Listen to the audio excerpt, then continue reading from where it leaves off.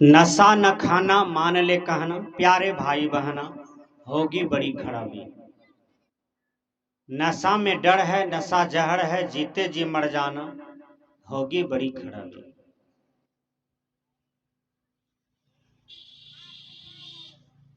आज हमारे देश में, हमारे समाज में बड़ी बड़ी घटना नशा को लेकर के है। मनुष्य का आहार विहार, खान पान, बोली बानी का बिगाड़, स्वास्थ्य का बिगाड़, मानसिकता का बिगाड़, धर्म का बिगाड़, कर्म का बिगाड़, सारे बिगड़ेपन का कारण क्या है?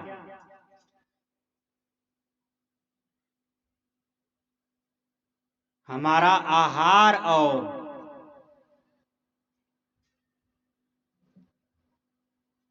वाणी। नीतिकार कहते हैं आहार शुद्धो सत्व शुद्धि, सत्व शुद्धि ध्रुवा स्मृति, स्मृति लंबे सर्वग्रंथ नाम विप्रमोक्ष। आप लोग सरल भाषा में क्या कहते हैं? जैसा खाए अन्न वैसा बने मन।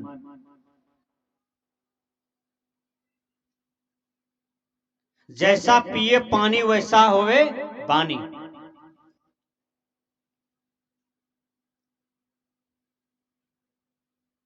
विनोबा जी रास्ते से जा रहे थे, एक बिल्ली को देखते हैं। बिल्ली को लेटरिंग लगी थी, बिल्ली लेटरिंग करती है। करती कैसे करती है? पहले गड्ढा खोदती है, तब लेटरिंग करती है, फिर उसको मट्टी से भोंतती है गड्ढा को, तब नाक से सूंघती है कि बदबू तो नहीं आ रही है। बोलिए, बिल्ली किसी कॉलेज में जाकर के थोड़ा पढ़ी है कि प्रदूषण ने फैलाना चाहिए?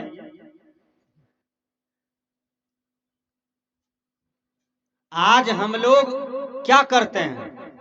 मैं अक्सर देहात में देखता हूं, जहां छोटे संस्कार के लोग हैं, वहां देखते हैं बस्ती है, बस्ती के जस्ट एक लग्घा आगे उधर पैखाना है। नाक ने दिया जाता है, इतना बदबू करता है, इतना गंध करता है। समाज का भला आदमी कहने जाता है तो उसको मारने के लिए लोग दौड़ता है। बताइए कब तक में ये सुधरेगा समाज?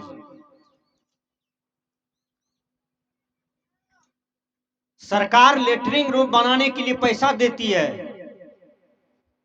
कि थोड़ा मेरा भी सहयोग है, थोड़ा तुम भी परिश्रम करके पैसा लाओ और बना लो। लेकिन ये प्रकृति को घिनाओ नहीं, दुनिया को घिनाओ नहीं। मनुष्य खाने के लिए बढ़िया बढ़िया चीज खाता है, चिकन चिकन चीज खाता है, सुंदर सुंदर चीज खाता है, लेकिन लेटरिंग करता है एक घर के बगले में कर देता है।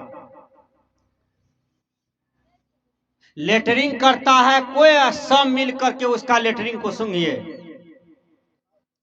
अरे आपके नाक में बदबू गई, गंध गया, तो आप दूसरे का पैखाना सूंघ रहे हैं ना, दूसरे का लेटरिंग सूंघ रहे हैं ना, तब ना नाक में गया है, तब ना बुझा रहा है कि यहां पर बदबू है। लेकिन वो बदबू करने वाला, वो गंदगी फैलाने वाला इंसान नहीं, वो तो पशु से भी गिरा हुआ है, पक्षी से भी गिरा हुआ है। वो मनुष्य में है लेकिन बहुत नीच प्राणी है। खाता है, लेटरिंग करता है दरवाजे पर, खाता है, लेटरिंग करता है घर के बगले में। वेद के ऋषि कहते थे मैदान जाओ, तो मैदान का मतलब होता था 1 किलोमीटर दूर जाना। खाली पैर चलो, फील्ड में टहलो, हाथ में 2.5 किलो वाला कमंडल रखो, उसमें पानी भर करके रखो, खूब पैदल चलो। पैदल चलोगे तो लेटरिंग लग जाएगी और पैखाना पूरा हो जाएगा, क्लियर है?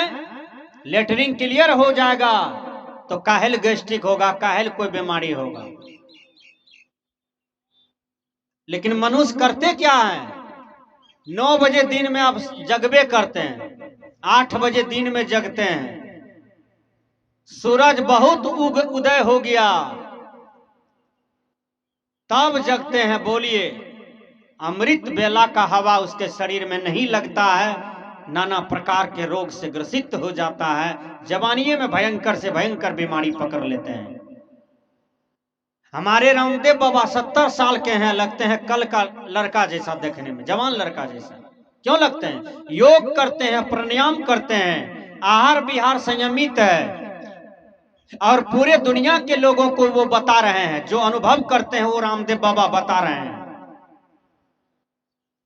आज रामदेव स्वामी के योग पर, आहार विहार पर, प्राणायाम पर चलना शुरू कर दे तो किसी भी आदमी को डॉक्टर के पास जाने की जरूरत नहीं पड़ेगा, हर आदमी स्वास्थ्य का लाभ करेगा। बोलिए, हर आदमी स्वास्थ्य चाहता है, स्वास्थ्य बिगड़ जाता है तो बजरंगबली का नाम लेता है, स्वास्थ्य बिगड़ जाए तो राम भगवान का नाम लेते हैं, स्वास्थ्य बिगड़ जाए तो घर का गहिल मैया को पूजते हैं, उसी को कहते हैं हे गहिल माय, हम क्या बिगाड़े हैं आपका जो हमरे यहाँ सब बीमार है। गहिल माय को यदि बेलना मिले, छोल्ली मिले तो आपका कपाड़ में मार देगा। गहिले माय आपका स्वास्थ्य को बिगाड़ा है, आपके बेटा का तबीयत बिगड़ता है बार बार, पति का तबीयत बिगड़ता है, आपका बिगड़ता है, क्योंकि आपका आहार विहार ठीक नहीं है, खान पान ठीक नहीं है, बोली बानी ठीक नहीं है, सेवा स्वाध्याय ठीक नहीं है, चिंतन विचार ठीक नहीं है। जब कुछ भी ठीक नहीं है तो स्वास्थ्य कैसे ठीक हो सकता है? नहीं होगा। इसलिए संत महात्मा कहते हैं कि आहार को शुद्ध करो। देखिए, आज हम लोगों के बीच में बड़े बड़े महात्मा आते हैं और सत्संग सुना करके वो चले जाते हैं, लेकिन सत्संग जो हम लोग सुनते हैं, सत्संग में जब तक रहते हैं तो हाँ बाबा हाँ ऐसा ही करेंगे, ऐसा ही चलेंगे। बाबा महाराज चले गए कुटी, आप सत्संग पंडाल में पलरा झाड़ते हैं, गमछी झाड़ते हैं, और सत्संग महात्मा का विचारों वहीं पर झाड़ करके रख दिए। सत्संग में जब तक थे तो समझते बुझते हैं बढ़िया, सत्संग से उठ करके गए घर, तो जिस समय सत्संग से उठ रहे थे, जा रहे थे, गमछी झाड़ रहे थे, उसी समय महात्मा का विचारों वहीं पर झाड़ देते हैं, सत्संग का सब बात वहीं झाड़ देते हैं पंडाले में, घर लेकर के नहीं जाते हैं। घर लेकर के जाइएगा तब ना आपका बाल बच्चा सुधरेगा। घर में भी सत्संग कीजिए। सब आदमी खाली धने दौलत कमाते हैं, दिन भर पैसा बैंक में जमा करके रखते हैं, जमीन लेते हैं, फैक्ट्री लेते हैं, घर बिल्डिंग बनाते हैं, लेकिन बाल बच्चा का जीवन नहीं बनाते हैं। जवान जवान बेटा बिगड़ा हुआ है, जवान जवान बेटी बिगड़ी हुई है।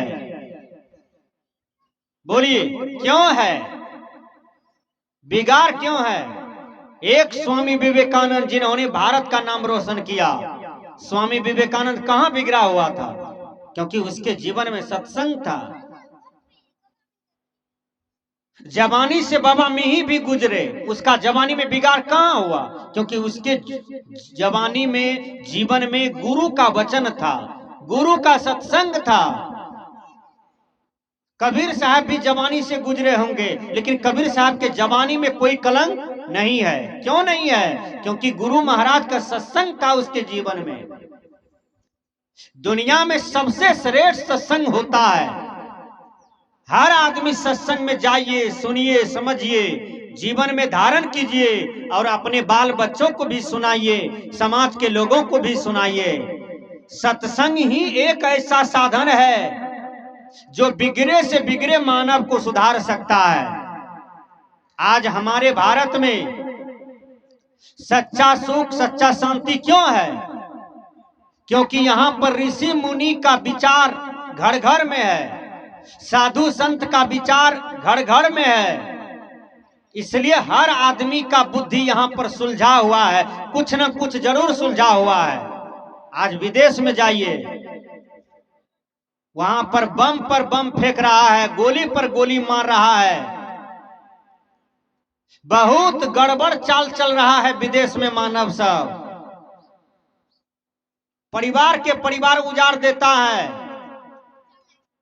क्योंकि वहां सत्संग नहीं है, वहां सद्विचार नहीं है, वहां सद्बुद्धि नहीं है। वहां कट्टरवादी में जीते हैं, संप्रदायवादी में जीते हैं। आज भारत में देखिए कितने बड़े बड़े संत महात्मा हैं, कितने बड़े बड़े विचारक हैं, कितने बड़े बड़े विद्वान हैं, और सभी भारतीय कुछ न कुछ हर विद्वान से, विचारवान से, ऋषि मुनि से, साधु संत से, गुरु महात्मा से जुड़े हुए हैं। इसलिए आपका परिवार अच्छा चल रहा है, समाज अच्छा चल रहा है, राष्ट्र अच्छा चल रहा है।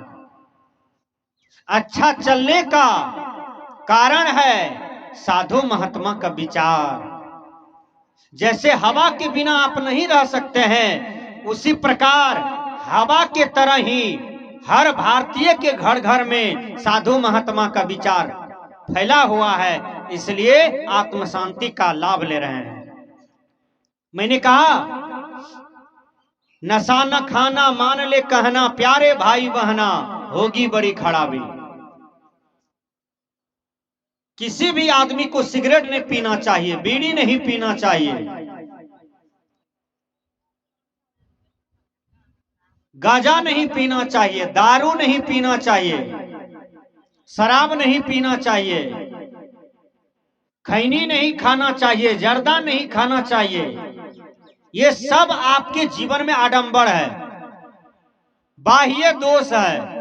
बाह्य दोष के कारण ही आपके जीवन में नाना प्रकार के दुख आते हैं। बोलिए, नशा करने से आदमी का आर्थिक, शारीरिक, मानसिक लॉस हो जाता है। बहुत आदमी इतना नशा करता है कि वह पागल हो जाता है। देखिएगा, माँ बाप रोता है, लेकिन वो पागल पागल जैसा फिरते रहता है। एक बार मैं विद्यार्थी लाइफ में ही था, फारबिसगंज में एक नशेरी नशा पी करके, वह कहां था, नशा पी करके था नाली के पास। नाली में पैखाना, गोबर, ढेरी ढेरी कचरा वहां महक रहा था। वहीं पर वो शराबी माथा दे करके सोया हुआ था। एक आदमी पहचान लिया, कहा ये तो हमारे ही घर के बगल का है। उसने उसको जगाया, कहा ए भैया, तुम इस कचरा में क्यों सोए हुए हो? कहा अगरबत्ती का सुगंध आ रहा है, तुम घर जाओ, हमको अगरबत्ती का सुगंध आ रहा है। बोलिए, वो नशेड़ी कह रहा था।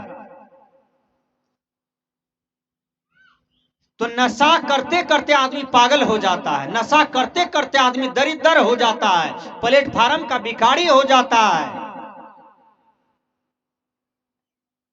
नशेड़ी आदमी का सुधार कीजिए, आपका बाल बच्चा कुसंग में नहीं पड़े, गलत संगति में न जाए। एक बार अकबर ने बीरबल से कहा, बीरबल, हमको मांस खाने का मन करता है। बीरबल समझदार था। बीरबल कहा, हजूर बड़ा विषयी लंपट्टी हो गया है, इसको सुधारना चाहिए।